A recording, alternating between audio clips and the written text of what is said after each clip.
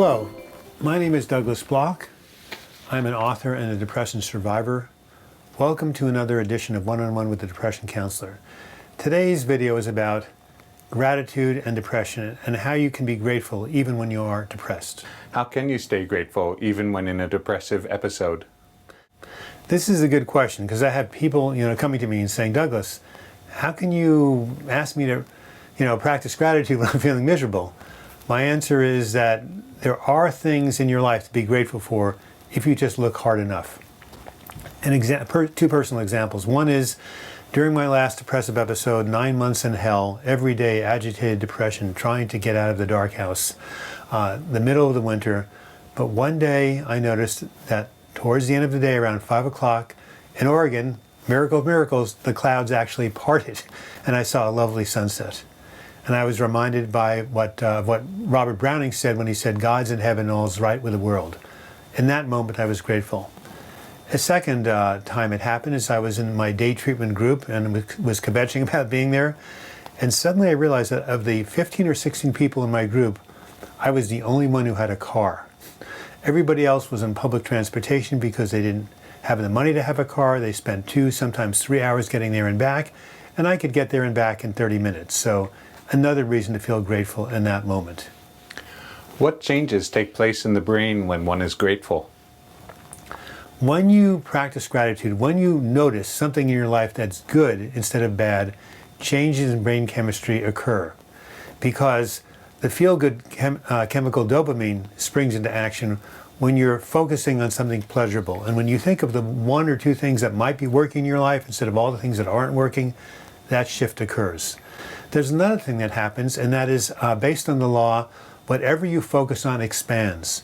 When you start to notice one good thing happening, you're more likely to notice a second and a third. And pretty soon you're becoming almost an expert about noticing the small things, the small moments that gratitude exists.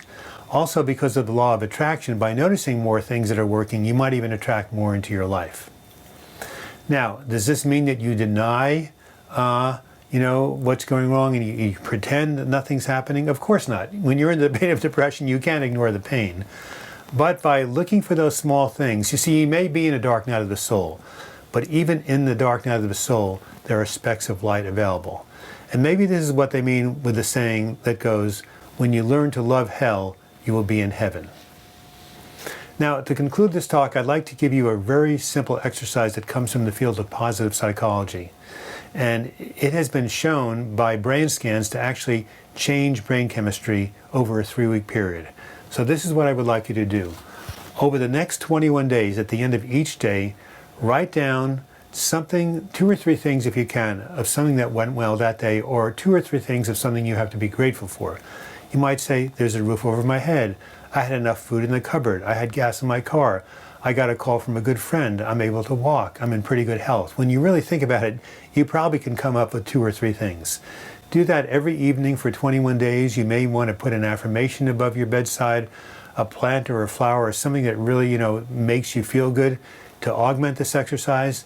And then after 3 weeks, notice how you're feeling.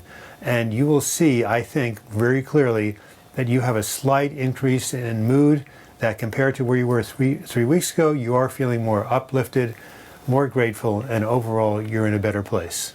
So again, this is an exercise that's been tested at Harvard University. It's worked for undergraduates, and I see no reason why it can't work for you.